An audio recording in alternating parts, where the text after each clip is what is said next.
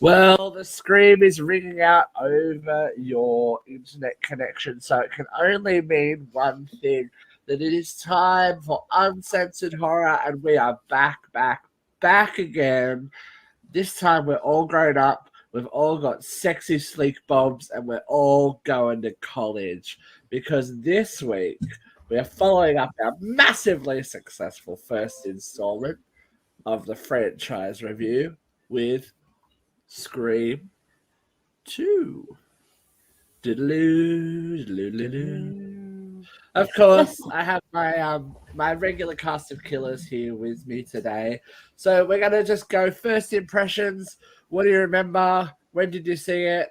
How, etc., etc. We're gonna start with Luke because he's next to me. Oh, hello. I went and saw this in grade 10. So I was 15. It came out here in 98. I'm pretty sure, yeah, it did. And so I had to get my mother to take my friend and I to go and see Scream 2 because his mother wouldn't let him go and see it. But then she said, oh, you can go, but I'm not taking you. And so he was like, I'm going to Luke's for a sleepover. And so here we are. So we went and saw it, and my mum had not seen Scream.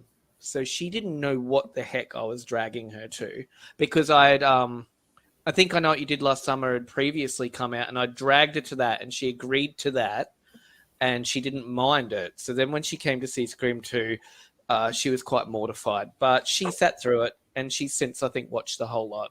So good times. Very funny parallel is I actually my mother took me to see I Know What We Did Last Summer as well because I wasn't old enough to see it, and I told her it was a comedy. Ah. The first 5 minutes. Because I think Scream 2 came out early in the year, right? So I hadn't turned 15 well, yet. I managed to go see Scream 2 with just my friends, so got past it. But yeah, and then she sat there with white knuckles all through it. The end credit roll, she goes, oh, when's the next one coming out? So she enjoyed that movie. Yeah. What about our very own Gale Weathers down the bottom here? When did you see this movie, Katie McCarthy? Gale Weathers. Okay, then. Well, I believe that it was a blockbuster movie night for me when this finally came out on VHS or DVD, because I don't remember seeing it in the theaters, and I don't remember watching it at like a party or anything. I think I just kind of lucked out and caught it on a movie night.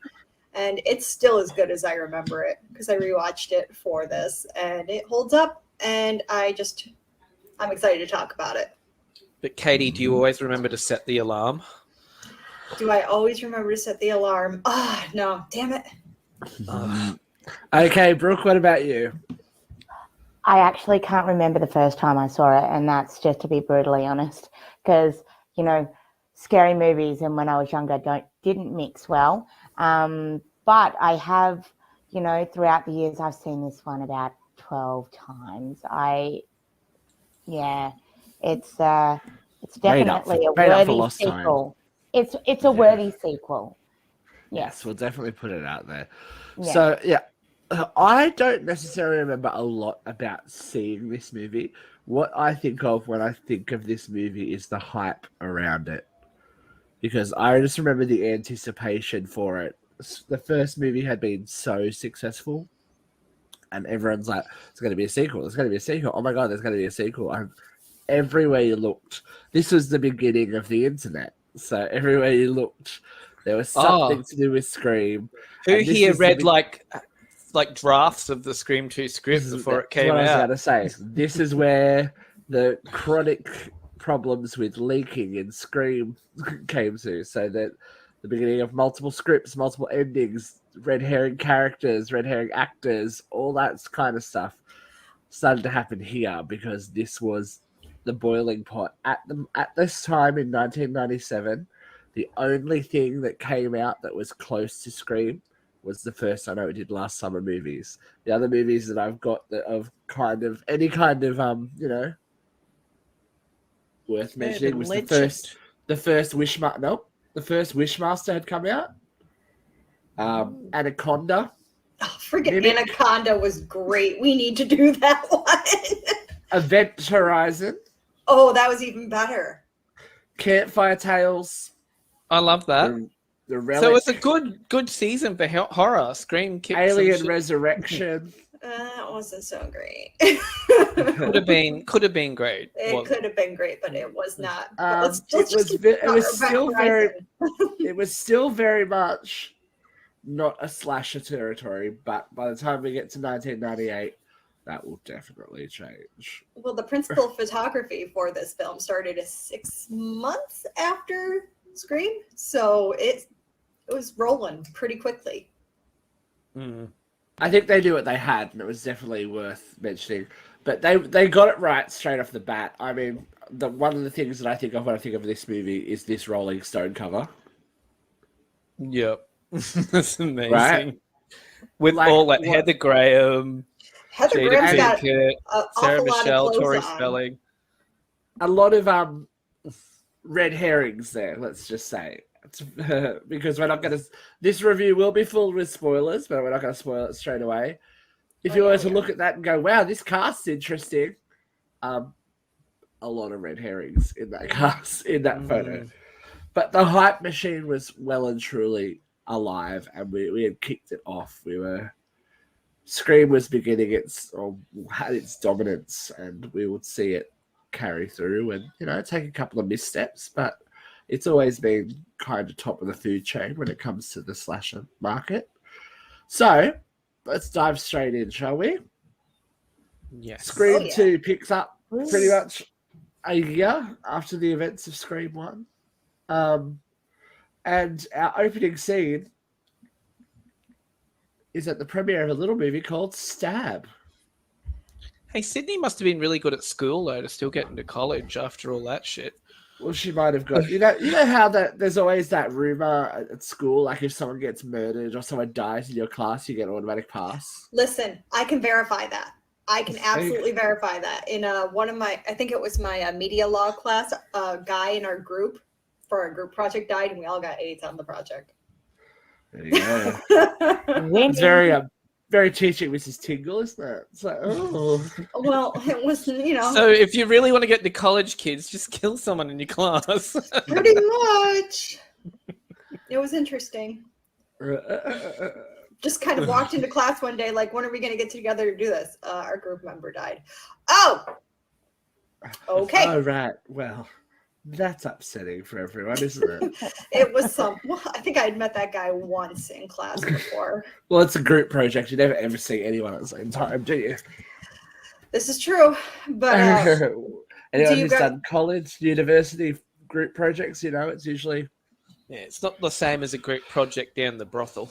It's not like Uncensored Radio, where a couple of people doing the work, but, whatever. Did you guys recognize the song playing in the beginning? Of this film? Yeah. Oh, I can't remember. It's Red Right Hand, which also played in the first movie. Such a great song. I love that song. So yes, we are at a sneak peek. Wow, that's hard to say. Sneak peek premiere of a little movie called Stab, based on the Woodsboro Murders book by one Miss Gale Weathers. So already, Gale, that bitch. We have our tie back to our first movie, and we meet 2 Windsor College students, which don't have names. Yes, they do. To start off with, they don't. Oh, fair enough. To start off with, we just meet this lovely couple in line for Stab, discussing the ethnic politics of horror. And how she'd rather see Sandra Bullock. Sandra Bullock. I mean, do you blame her? In fairness, if she went and saw Sandra Bullock, she would still be... And listen, Sandra Bullock delivers. She delivers. Her movies are cute. Well, now she's like bucking for Oscars all the time, isn't she? She's like always doing like murder movies and stuff. Oh, that Bird Box one, that was nice. I liked that one. Don't you take that fucking mask off or you'll die. I reckon that's just how you should raise children. Hey, that's how. Although I don't want to admit anything on camera. Yeah, I wouldn't either. I mean, sometimes you gotta go Sandra Bullock on them. I'm sorry. So So yeah, we're getting a bit of meta social commentary on the lack of diversity in horror movie casts. Not wrong. Our first, they are not wrong. The first two cast members, of course, Jada Pinkett, right? Jada Pinkett. She's always good. She's always good. She always got But something to say. Jada was a name by this point. Definitely, Jada was the wasn't name. she? Jada had Yeah. set it off well and truly by now. Yeah. Ladies. Definitely. Was she with Will by this point? Yeah, she was Jada Pinkett Smith. Yeah. Oh, there you go. And Omar Epps was her boyfriend. So they were, walking around. They got the I don't know that this would happen. Would you be handed the costume of a known serial killer at a movie premiere? No, but the woman who was handing out those costumes, she was a contest winner from MTV because they had a little contest to get a role in Scream too. That was her big break. Oh. And their weights. Uh, So anyway, well, it is a bit odd, but I guess isn't that the kind of world we're in though? Like the hype of it all, even though it was a real serial killing, it's also based on a book, and now it's a fake film. So, it's pretty trendy to fetishize serial killers. I mean, look at Ted Bundy. People were obsessed with him, and they still are. I'm still obsessed with him. all that lovely Greg Dahmer. Well, I think people are mostly obsessed with Jeffrey the Zac Efron version Dahmer. Greg Dahmer was from Dahmer. Greg Dahmer, what is wrong with you? Greg Dahmer is more of a cuts. couple from a sitcom than a serial killer. I was thinking Darth Oh, Vader. you're gonna leave that in too, you bitch. Yep. Greg Dahmer. Hashtag Greg Dahmer. Oh, I love it. So in the theater, we see things at full manic level. There's a flying ghost face being reeled from the back to the front. The movie is in stabo vision, which is basically lighting everything green.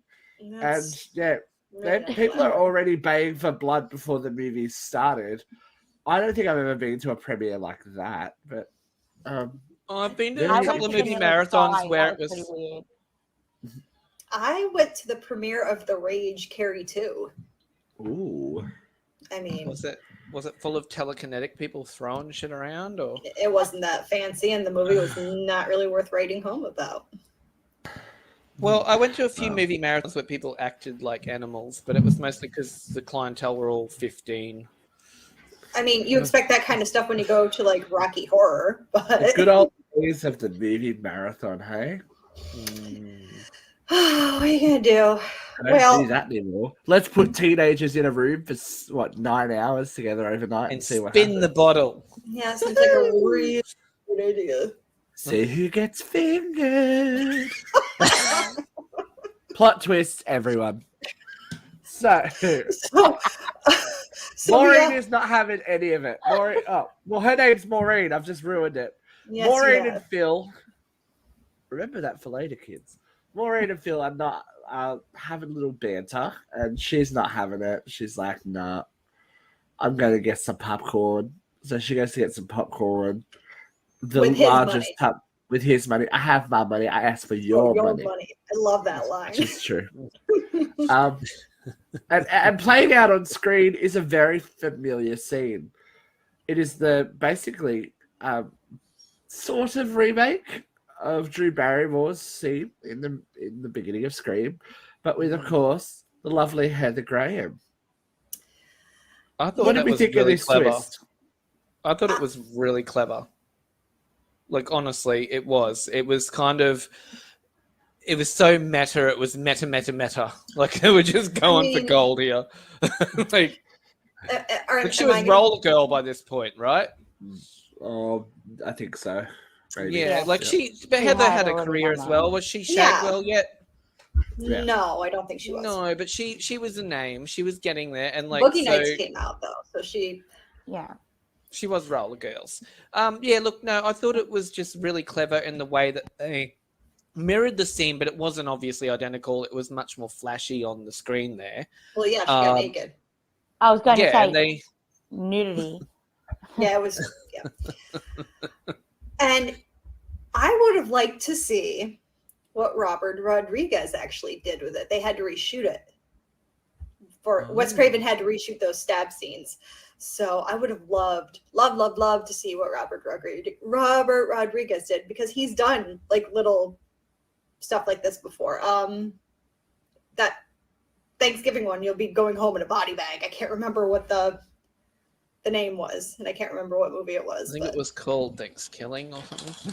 The only thing that I thought... You're not worthy of Thanksgiving. The only thing that I thought could have been a little bit better with the casting is if they had gone with maybe someone else that was a child star and was coming their comeback. Or just throw Meg Foster in there. No, I'm throwing out there. Who would you have put in that You role? ready for it? I'm ready. Alyssa Milano. No, it wouldn't have worked. Alyssa Milano, big titties. She was having Melissa Joan Hart. That would have worked. Comeback at the same time. She was a former child star who had gotten her titties out in movies, and then she was turning into everyone's favorite witch. I would have gone with Melissa Joan Hart. Melissa Joan Hart. Melissa Joan Hart was still Clarissa at this point, wasn't she? Or just finishing being Clarissa at this point. Oh, and she was Sabrina, so that wouldn't have worked. So yeah, I was looking for someone with a comeback arc. But anyway, fair enough. Maureen's out there, and we get little exposition that the movie's based on a true story. Blah blah blah blah blah blah blah. Phil scares Maureen. Then he has to go to the bathroom. He'll be right back. It's like no one listens to Randy. Yeah. Well, you won't be right back. You'll be getting a knife through the side of the fucking head. That was pretty fucked too, hey? That was pretty fucked. It does teach you to mind your own business in the bathroom. Because he thought there was some people going each other and next door or something, didn't he? Yeah, he heard like a very femmy kind of voice. Like, well, it was someone going, "Sorry, mommy, I'm sorry, mommy." Like very Friday the 13th moment. Yes, it was a little much. And then it was a little much in the Can you imagine this? This is obviously one of the killers who we'll talk about later, because one of them would not have had the sheer strength to get a knife through a fucking wooden partition and into someone's skull. Well, I have a joke. And how would you know where to aim? Like, how do you know where they're leaning? Who knows? It might have just been a good shot. Yeah. Because then they tried it later, but it missed the other one. I was going to say, newsflash, it's a movie, kids. That's how it got him in the ear. That's where they wanted it to go. It went where it needed to go. Yep. So Phil's dead, guys. Phil's out. Phil's fucked up. And we've got Maureen alone in the cinema watching the movie and doing what everyone who's like, I hate horror movies does. They get into it and they're watching. Listen, I love horror movies, and when I'm home alone, I'm still screaming at the TV. So, do you want some popcorn? I think this was incredibly effective. This moment, we knew that was bad, but watching her figure out something is not right. Just a moment too late, she figures it out. Just a moment too late. And watching this again, you realize this is actually plausible. Like in a group situation. Would you sit there and scream? I would just run. Because everyone was screaming and like stabbing each other. And she's like, ah! Like, well, she screamed after, she was just about to die. So she couldn't have run. So a lot of the violence that was in Scream 1 that happened to Casey was suggested or played off screen. Casey and Steve's violence anyway. It was tension, whereas this was played right out in front of you. This was real slasher. So this was the transition of the whodunit to more of the typical, let's see people get stabbed and gutted and offed a little bit, which is interesting. This killer wasn't going for like a kill shot straight away. He could have just got her straight in the heart. Right, there was suffering. He wanted her to put on a show because he or she or whoever the killer is knew that all the craziness in the audience was just so amped that no one's going to really notice someone pretending to get stabbed, because that's all that's been going on all night. Mm-hmm. Because how do you come back from seeing this at a cinema? I mean, all right. I thought Jada was doing a good... Do you reckon that people went back after watching The Dark Knight? That's the point. Like, I don't know. Kind of entirely different. I don't know, but I don't know that you would ever go back if anything like that happened to you at a cinema. I don't know if I would. I don't think I could. Ooh. I don't think I could either. But also, I think Jada Not kind of cute. overdid it here.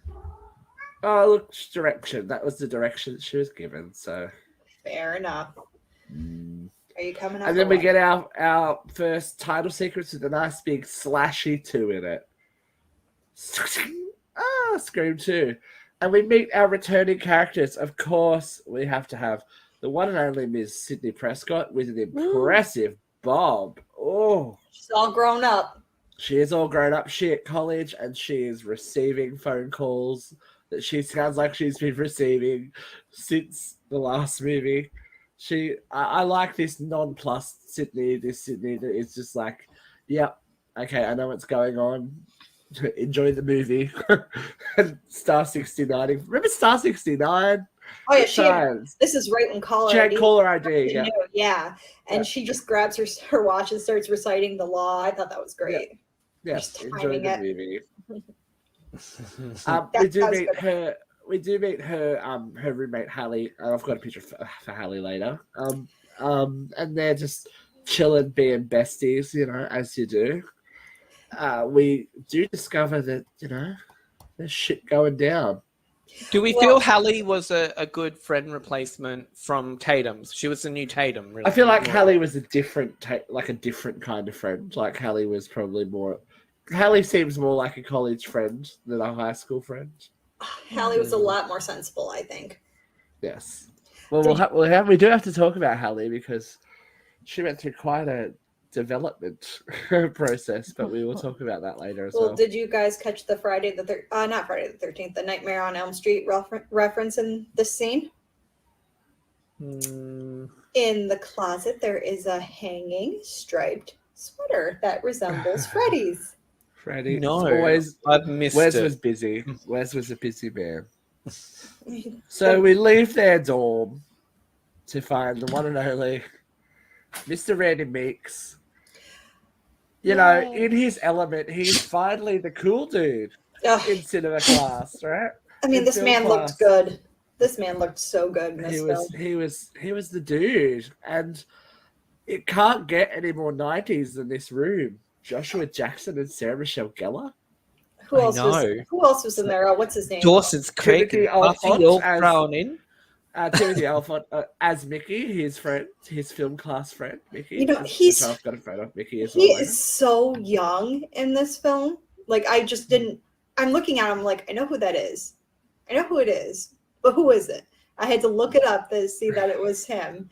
And he must look more like Josh Duhamel when he gets older, because I don't think he looks like Josh Duhamel here at all. This is the gang together. They look all cute, and this is of course Sydney's dreamy new boyfriend.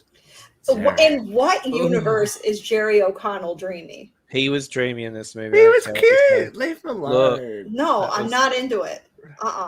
He's Derek. I would have thrown myself at Randy Meeks. Brooke, He is he was- cute? He was Look. all American everyman. I think. That's I what was they were about going to for. say he's that boy that every girl in the 90s loved. Katie, you're just weird, which is perfectly fine.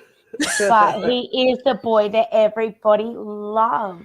I think they were All the obviously- girls He's were not skinny enough for me. "Oh." They were obviously going for the polar opposite of Billy. Yeah. Clearly. You know what I mean? But The sneaky little down rat to the boyfriend. down to the fact that we knew him Oh, you're showing me your from boobs? Stand By Me. You know what I mean? Titty shots. Love titty shots. Oh, We am I the missed- only one who didn't wear our screen shirt this time? God damn it. You are.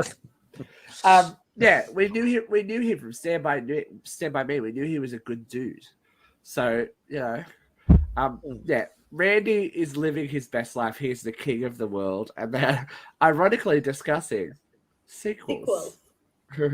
Sequels and the merit of sequels, and if any sequel actually surpassed its original. Did it? Let's go around the Funny room real quick before conversation. we But go into their they combo. named them all.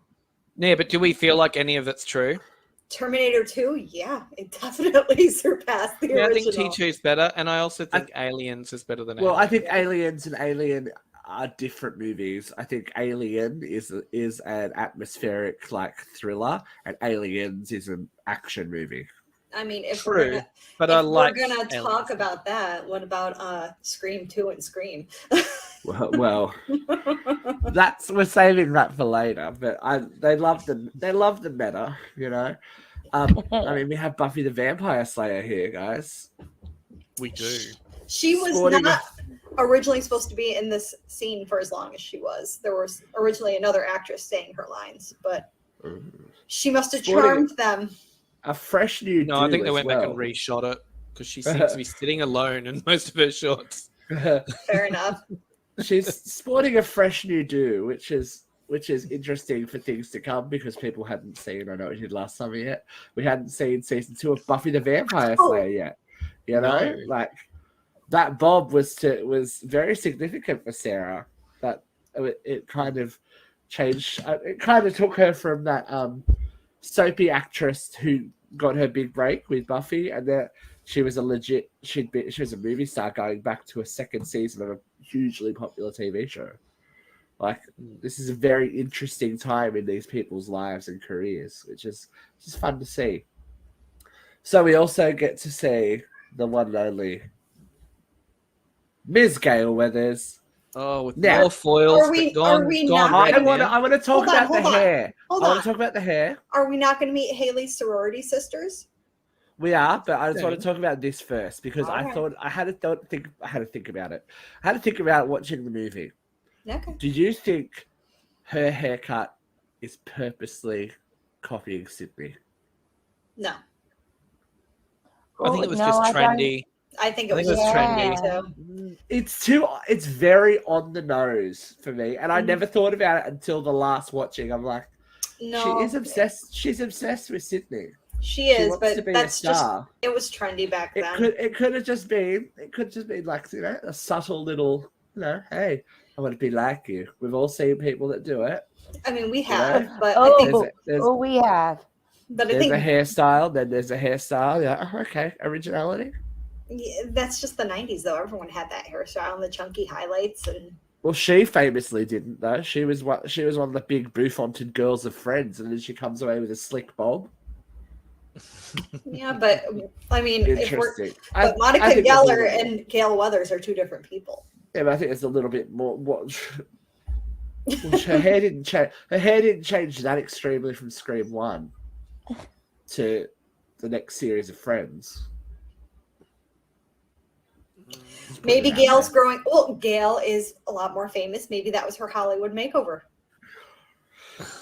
Top story. Gale Weathers. 60 Minutes 2. Gale Weathers. I had to do it. Too. Oh wait, that was Scream. Monica Geller's on 20 million a year from reruns. 60 Minutes 2 is in the future for Gale Weathers. She was on the up and up. Remember when 60 Minutes 2 was going to be a thing? Oh, that was cute. That's very cute. Of course, we also do. We meet the wonderful Laurie Metcalf as Debbie Salt. Love One Debbie. of the funniest characters I've ever come across. I love Laurie Metcalf for what she does in Roseanne and The Connors, and this was just next level amazing, right? Okay, she was very Aunt Jackie in this too. By the way, To start with, she was. well, yeah, She was very also like, it was like a young journalist wanting to be Gale, but it was like someone probably in like, you know, the twilight of their career. she's just What it was a mature age student. Oh, Yes. yeah. Gone to Enough college said. like after the kids have grown up, and she wants to be a journalist. She wants to be a journalist, so she's following around the most famous journalist she knows. Mhm. That's all. That's all. We have the Delta Lambdas. Hasadeh. I just love her voice in this. Hasadeh. Look at those Look at chunky Portia's eyebrows. Oh, Yeah. she was ahead of the Portia's trend. gone She was for it. ahead of the trend, wasn't she? She knew. She knew. She didn't make the mistake that everyone else did and just plucked their Plucked them to eyebrows life. so thin that they're never. Wait, And coming of back. course, we Was have the Portia lovely on Rebecca Ally Gayheart. McBeal by now? No, No. Okay. So No. this is her. we have the little lovely pre-Ally Rebecca McBeal. Gayheart there as well. Yeah, pre-running over Not people. pre-Urban Legend, more importantly, where she got her role in Urban Legend from her performance in this. Yeah, very interesting. Like as I said, very interesting time for our modern little horror things. There's people popping in and out of, But guys, is harmonica style okay? Yeah, if you want to waste time. Oh my god. Okay, so I'm gonna ask a question that I don't know if I want the answer to. What is harmonica style? Brooke, it's on you, Bubs. You got to let her know. I don't know what it is either. I think this is a conversation for me. off-air. Nope. This is a conversation for on air. How do you play a harmonica? How do you play a harmonica? Oh. What? I love that so much. I get it now. I get it. We're just blowing their worlds apart, Stevie. Moving on. Oh dear. Someone else whose world had been blown apart this time was poor Dewey. I feel really, really bad for Dewey in this movie. He seems like a broken dude. He's still hot in it, though. Gale, literally and figuratively. Gale had well and truly fucked him over. Mm-hmm. He was out of his depth here. He was not anything to anyone here. He was just another dude. He was a little gimpy guy walking along trying to get involved in the action. And it just seemed very sad. Sydney trusted him though more than she trusted anyone else. Sydney was excited to see him. It's a very interesting relationship, that one. I'd like to expound on that in a sequel or two. I'd like to go down a road that we haven't really thought of. I think it was maybe she grew up with Tatum and Dewey from when she was younger as well. Well, she even says it. He's like our big brother.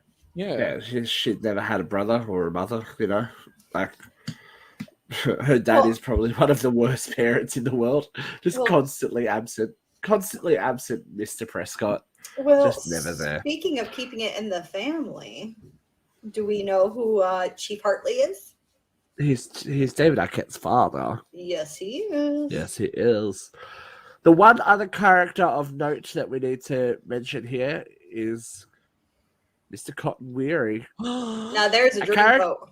A character that very similar to had Derek. nothing to do with the first movie. He was just like this little side character that they brought back to make, a fairly major player in this movie. Lev Shriver does great. He kind of picks up that Mickey Stu role where there's comedy, but there's also menace in it. You can smell the desperation wafting off Cotton Barbara every Walters. 5 seconds. Yeah, he's everything that the public want from Gale. Do you know what I mean? He's like that's Gale's creation. I thought it was very clever to bring him back because they could have just left it in the air, and then then you would have had all the forums and everything blowing up. Like, oh, what about Cotton Weary? Blah blah blah blah blah. So I think it was glad that it was a great move to make him from. It was glad, a great move to make him a bit player in the first one to being suddenly a new red herring, possibly. We wonder how much thought went into that. I mean, Gale Weathers deserved what was coming to her when she pulled him out. Yes, and Sidney shared with her. Oh yes. Again, Sidney Prescott has a nasty. I'll share with you. Crack.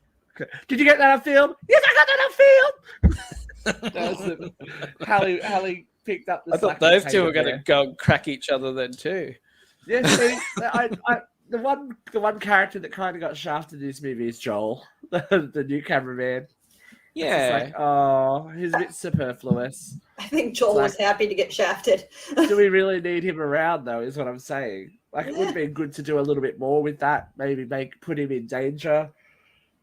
I mean, he was in danger in general because he's Gale Weathers' camera guy. What happened to the last one? But that's what we expected, something to happen to him. You know what I mean? But nothing. He just disappears. No, because he knew what was going to happen to him, so he was like, I'm going. Yeah, I don't know. Just seemed like a bit of a cheap shot to me. I'm like, well, at least you've got this character, you've introduced him, you've given him a name, you've given him character traits, then he just disappears. He said, fuck this, I'm out. No. Just Kenny's reeks a not in the little- union anymore. That's a remember? motherfucking no. Yeah, reeks a little bit of panic rewriting, but that was what this movie had to go through. So it's fine. I think we're lucky we got the movie that we did with the with the drama. So with all the drama going on in Windsor College, where we are now. Ooh, Windsor College. Doesn't stop you from needing to pledge fraternities and sororities, guys. Doesn't stop. The pledging never stops. So Sidney, Derek, Randy, and Hallie go to a Delta Lambda sorority party to, show their face.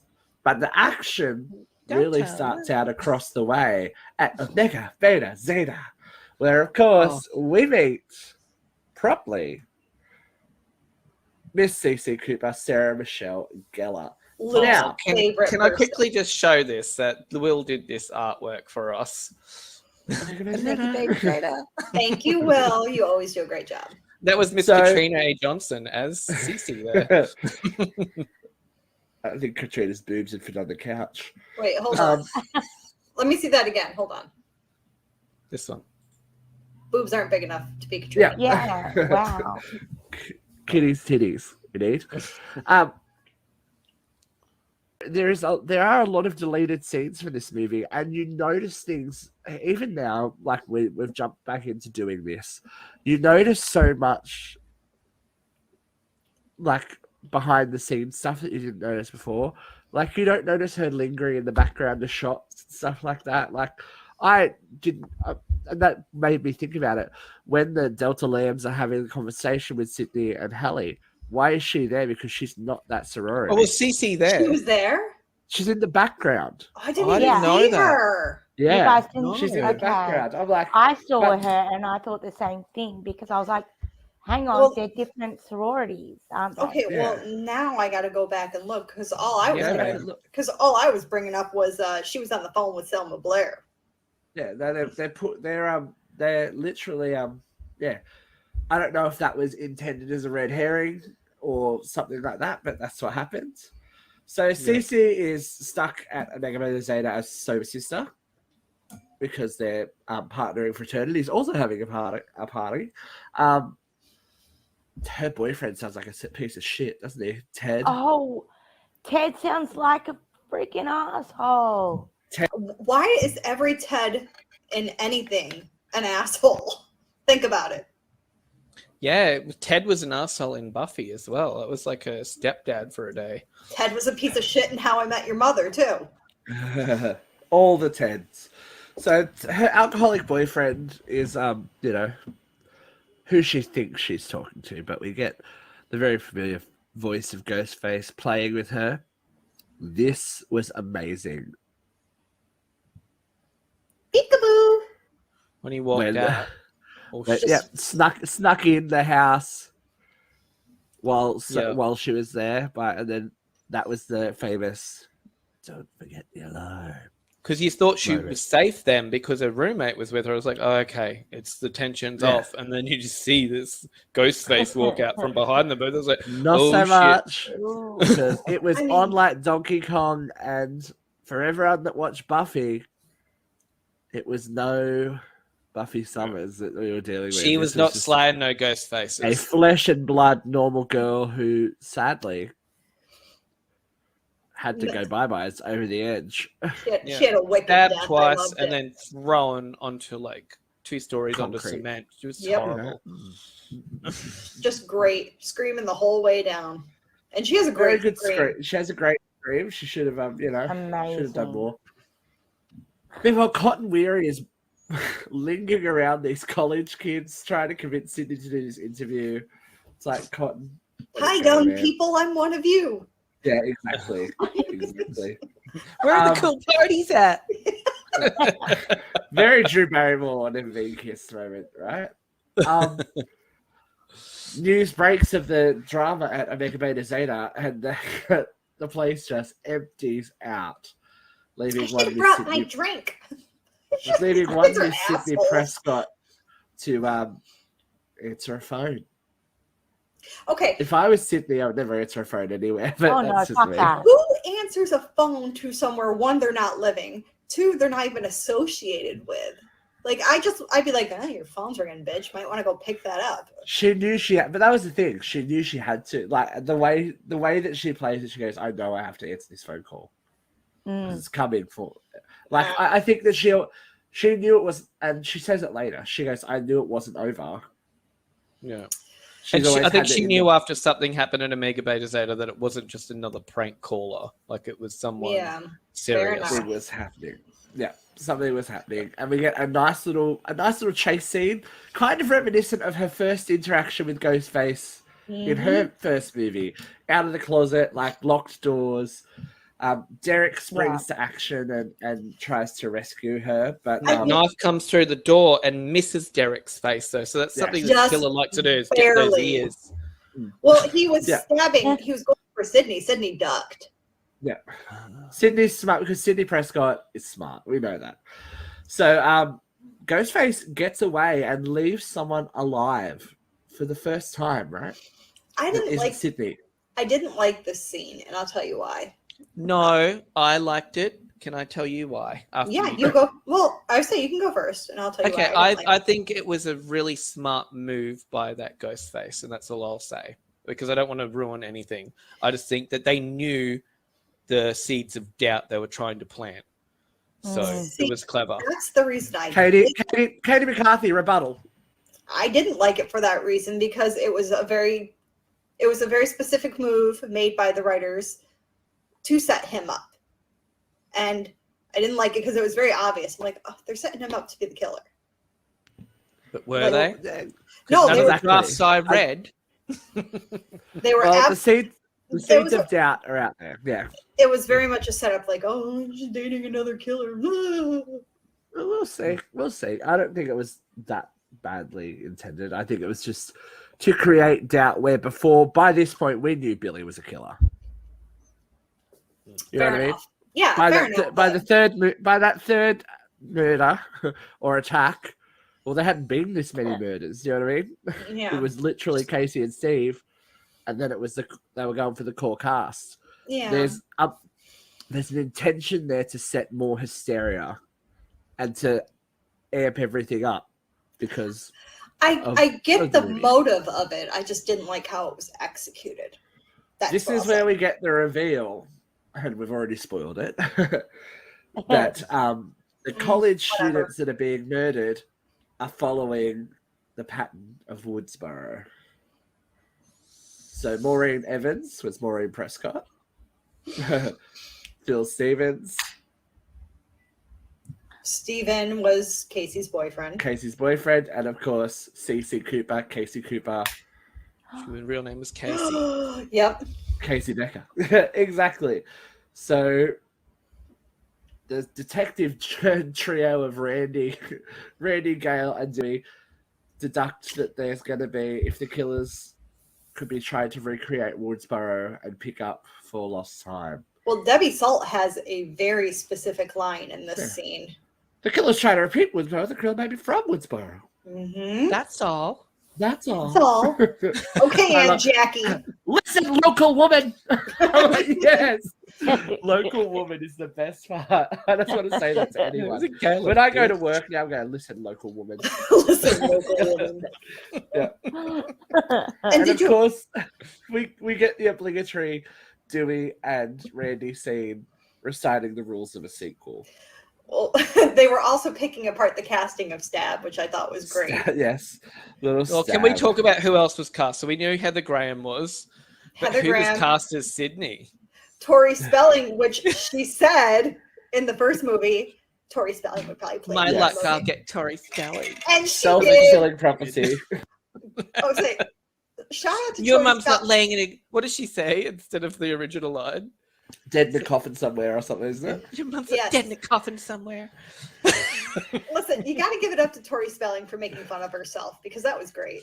It was hilarious. I loved it. She had to pay bill. Oh no, her and her dad were still speaking. No, she was still making money back then. She did Scary Movie 2 after this as well, where she took it further. She took it all the way to Toni Braxton. I'll give Tori Spelling this. She can make fun of herself. She can have a good laugh at her own expense, and I will Good for her. But there's a lot of Friends references in this movie.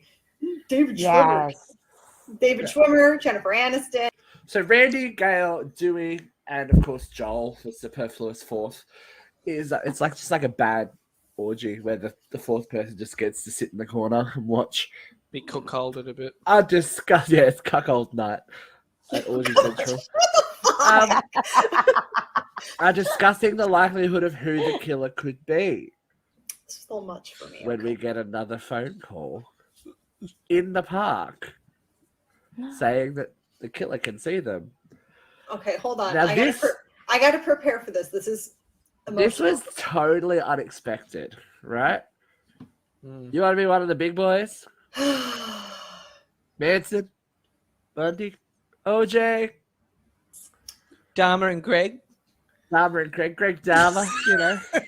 Billy Greg Dahmer. Billy Loomis was a pussy mama's boy or something like that. Homer repressed mama's boy, wasn't it? That's what it was. Homer repressed mama's boy, and then he's done for. And then Randy gets dragged into a van out of nowhere, and the fuck stabbed out of him. Wrecked. Dead. And of course, I think they're a bit late on the boomboxing breakdancers that walk past, but you know, whatever. It was the late 90s, not the early 90s. They would have heard it approaching though either, because the music's blaring in their ears. It's meant to drown out the sounds, because if that wasn't there, everyone would have heard him screaming. And that's just a bit anachronistic for the time. I think we'd moved past. That was more like 1989. Do you know what I mean? All right, if we're gonna play the boombox game. Back when I first got my license, I was driving a beat-up Oldsmobile with the radio that did not work. So what did I use? But it was the late 90s too. Wasn't this Pop Central? Wasn't this like just hold on and everything? Wasn't this the world of the tip? Oh no, probably still a little bit early actually. They would just be coming into it because 98, 99. So who knows?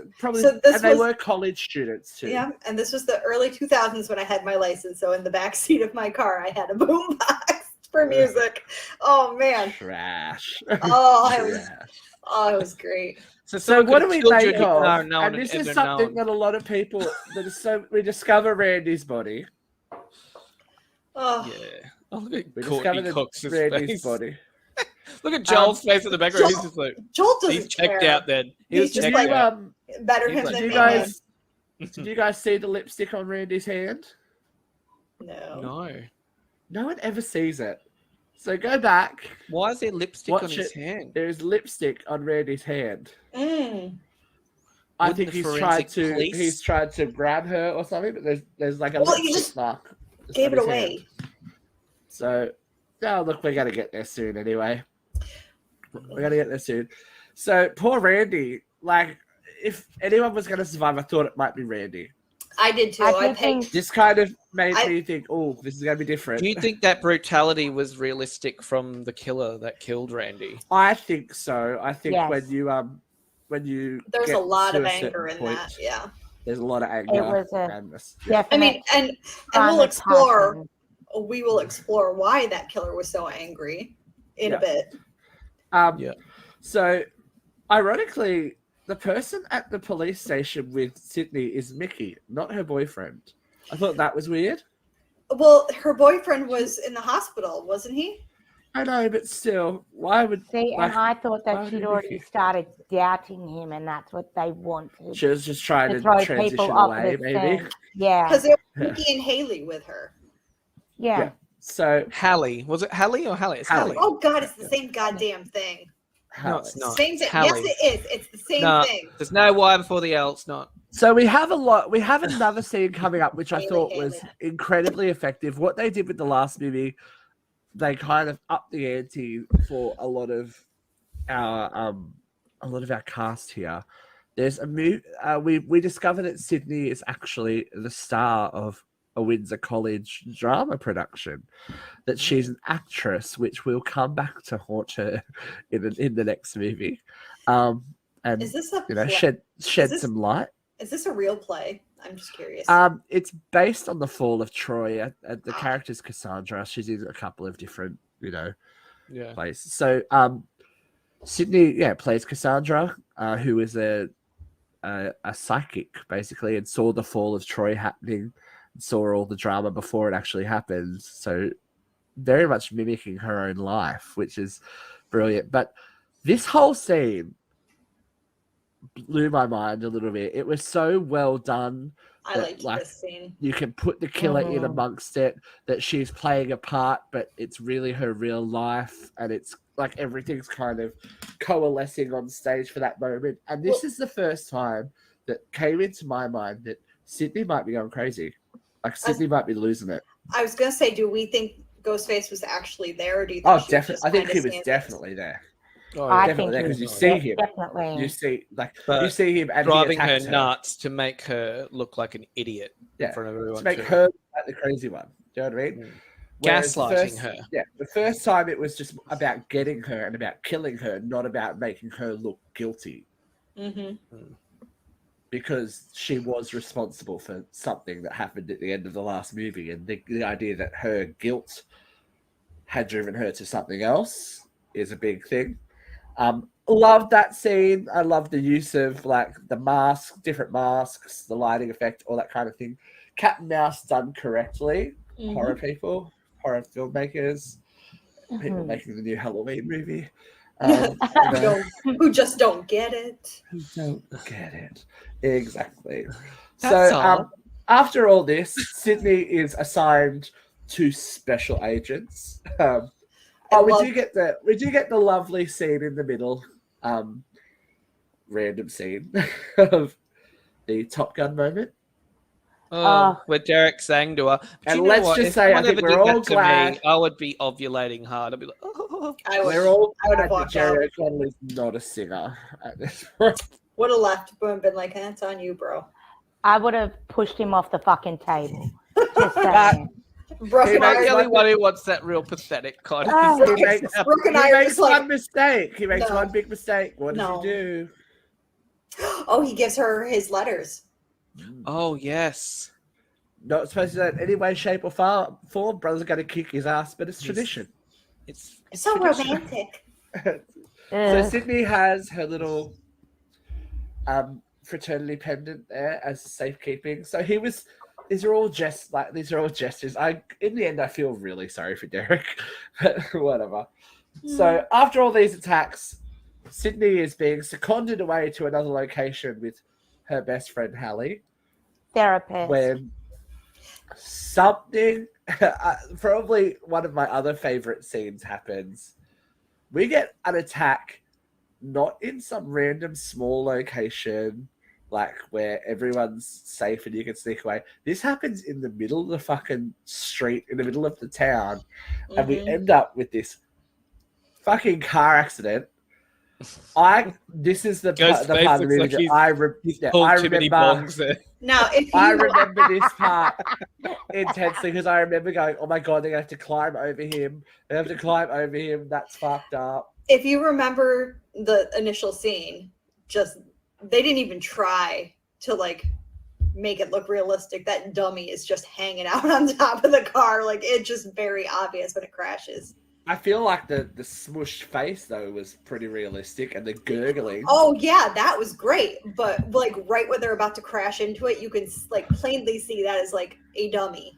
Did you get very much Sarah Michelle's chase scene in I Know What You Did Last Summer with this as Not well? Really, where you trapped in the back of a cop car? If anything, I was gonna say, if anything, I Know What You Did Last Summer stole from this. Yeah. Really? I thought this was released after. But it's not to the point where they could have copied it.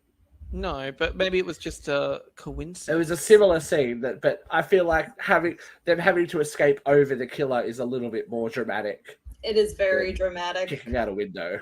I feel like it's like, holy fuck, this Why cunt's didn't gonna Hallie wake up. and fucking Sidney kick out a window? Because Sidney they had all couldn't. broken bricks and shit there. But they couldn't because it was actually a big town police car, not some small podunk little fishing village that just paints a car and calls it a police car. These are actual secrets, like almost secret service officers, right? They were like, "Oh, we're gonna get it." So, Sydney's armed guard are quickly dispatched, leaving her and Hallie by themselves. And they get away. This is the thing. They get Oh. away I feel so Sid- bad for Hallie. until Sydney has to see who it is. And look, if I was Sydney, I would probably I want to know who this fucker is, because if I see your face, it's over. I would have pulled the prick's mask off. But his I pass. wouldn't have let my friend get that far away from me either, because poor I mean, Hallie. Poor Gets it. Hallie is out. Wrecked. I mean- and you know, in the original draft, Hallie was one of the killers. Correct. Yep. Yeah. She was Hallie had to go. Though, It got it was because, a leaked. love and they had to- triangle, right? yes, she was. She was. Well, They wanted to be. They wanted to be. Anyway, we'll get to that point anyway. I- Meanwhile, if I was Meanwhile- Hallie, I would have ran and said, "I'm going to call the cops." See ya. meanwhile, Gale and Dewey are watching Joel's footage, and then they discover. Yeah, they're watching footage, all right. Yeah, they're watching footage, rekindling their relationship, but they discover that Ghostface is watching them, which I leads know. to another Meta awesome, on meta. awesome chase scene within the recording studios. I love this part of the Oh, I movie. feel so bad for Um, Gale. But just the cat and mouse of in between, all the recording studio and All the both of them. soundproof booths. Yeah, the soundproof booth, so someone could sneak up on you and you would have no idea what was going on. I thought Dewey was out. You know what I Oh, mean? yeah, I thought he was done too, and I just thought, I was wrecked. I was wrecked for her. Emotional. I was crying first time. I know, saw it's this. just like, oh, they done Dewey dirty. They done him They did dirty. Dewey dirty. So they had Gale, is the only survivor of that. Gets away And who and does she runs run straight into? into Mr. Cotton Weary. Who's Who got? is covered in blood, and escapes Cotton to run into one Ms. Debbie Salt. Debbie Salt. Who's got a story for her? Who's got- hang on, let's have it. The killer's Cotton fucking Weary. Cotton Weary. Actually, can we all do our best Cotton Weary right now, please? You go first. I just did mine. Weary. I just did mine. Come on, Katie. Killer is Cotton fucking Weary. Cotton Brookie. Weary. Brookie, do you Jackie? She can't. We've lost Brooke. We're going to keep moving. Cotton on the Weary. Oh, On fuck. the run, Sydney finds her way back to Windsor College, and she can hear that there's something going on in the theatre. Meanwhile, when all this had happened, Derek has been kidnapped by some shadowy masked figures who turn out to be his fraternity brothers and the Omega Lambdas. The Delta Lambdas. And they have a little bit of a sacrifice of Derek Yeah, because he gave away his letters. Gave away his letters. It's So when tradition. Sydney enters the abandoned theatre, which is always kind of creepy anyway, Mhm. Derek is lowered. And he's just like, he He's thinks out it's- of it. He He's still on a thinks it's a crucifix almost. Well, he's he's- crucified. Well, he's drunk. He thinks it's a joke still. He's just Yep. explaining to her like Until we see the not a big deal. Ghostface killer arrive and be revealed as Mickey. Oh, that's just a really good shot at Yeah. Timothy Oliphant. Look at him. He's Yeah. pretty. Filthy. So Mickey then casts doubt on old Derek because every killer has to have a partner. Mhm. So he causes Sydney to hesitate long enough for him to shoot poor Derek. Poor Derek in his boxer Bye, shorts. Derek. Bye-bye. Derek bleeds out in front of Sydney's eyes. yeah, not nice. We get a red herring, which was really, really effective when the second killer arrives on stage. And it is. How did you all feel Gale for that Weathers. second when Gale walked in? I How was did like- you all feel? I was like, get fucked. I was Oh like, my god! When I saw him, it was like, But I was like, no, would Gale have really, because it was all going through my head, would Gale have really stood there and let Dewey die? Like, I was like, holy shit, oh fuck is she yeah! that evil? If she was the killer, Maybe, you fuck never yeah, know. she would have. But we get the reveal. Debbie No. Salt is one of the killers. But who is Yes. Debbie Salt, people? Mrs. Loomis? Mrs. Loomis, Billy's mother. Mother. This is 50 pounds and a lot of work later. So It's called a Got a makeover makeup tale. on. Maybe you should try one. the missing Mrs. Loomis, And now, who if caused you her think son to you know, lose become his a serial fucking killer, mind, if we are to believe it, is coming to get her revenge on one Miss Sidney Prescott. And now Randy's death makes so much sense, doesn't Now it? Randy's death makes so much. The violence of Randy's death makes such sense, and Debbie we Salt find wasn't out having that it. the apple did not fall far from the tree because Mrs. Loomis has just set up poor Mickey to be the scapegoat, and she gets rid of him. Gets rid of him pretty well. Hold on, He before was we going to go, blame the movies. He's Yeah, going I to wanna blame go the there. movies, but that was all horseshit for Mrs. Loomis. Did anyone She just believe that? wanted old-fashioned revenge? oh hell yeah, people have played that off a lot. They blame Yeah. the violence in media for their actions. It's a huge issue. I mean, I did one of my senior thesis papers on violence in the media and whether Can we please do, though, Mrs. Loomis's best line then? Let him find the possible second killer. Debbie Second Salt. possible killer. Debbie Salt doesn't exist. I thought this was such a great character turn. Laurie Metcalf deserves like an award for this, from going from bumbling sidekick to like homicidal mother, well and in a believable way. I believe her. I believe the characterization. I love this final scene of her versus Sidney on the set of the play. It was super cool. Laurie Metcalf plays the lead role in Misery on Broadway, so her as a villain is very believable. She's She a very knows how to do well-rounded- crazy. Oh, if you've yeah. only ever seen her in The Conners or You're missing Roseanne, out. there is so much more to her. Some of her movie She's roles amazing. are fantastic. She's I a was great going to actress. say, she But plays then- batshit crazy like no one else I've seen. Yeah. She's So- so good. But That clever shit crazy. casting here to put someone that you only know as Aunt Jackie, this innocent aunt figure. Lovable, goofy, Yeah, and she's Jackie, playing yeah. that same shtick almost. So you're like, okay, she's innocent. She's harmless. Oh yeah, she plays it the Yeah. whole movie until it's revealed that she's a psycho. But Mrs. Loomis puts Gale in her place. She shoots her and she falls into the orchestra pit. Cotton Weary comes to save the day, but not before little Sidney gets in a very, very precarious position. Look at the crazy in her I eyes. was Come going on, to man. say, her expression there is just incredible. Fan-fucking-tastic. Ah. Thank you. Just so good. And look, the one thing that saves Sidney Prescott, she's a smart girl. She knows when to say yes. And that yes is always to Diane Sawyer. Consider it done. Oh, I thought it was Barbara Walters. My bad. Was it Yeah, Diane Sawyer? Barbara Walters. Oh, Barbara Walters is the second one. Sorry, Barbs. Diane Sawyer Yeah. was first. Barbara Walters, bang. Mrs. Loomis is shot dead. Gale scares everyone by coming back to life from the orchestra pit. And we're left with a different trio of survivors. We're left with Gale, Cotton, and Dewey. But But this Gail time and Gale- Gail Cotton and Say- Sydney. Gale Gale- Sidney, sorry. Gail and Sydney don't waste any time making sure those killers Well, don't come back for a Gale's not second going to scare. be left out this time. Gale's not going to be left out. She gets a gun. She knows how to work a safety. Mhm. And when the killer comes back, well, Mrs. Loomis gets shot in the head. They're like very nonchalantly shot in the head. She's gone. Mickey springs back to life as they do in Scream and is put down in a hail of bullets. Cotton's reaction is amazing. And fuck! Cotton's like, these bitches are crazy. So They've seen some Sidney things. Prescott has now killed 1, 2, 3, 4 people.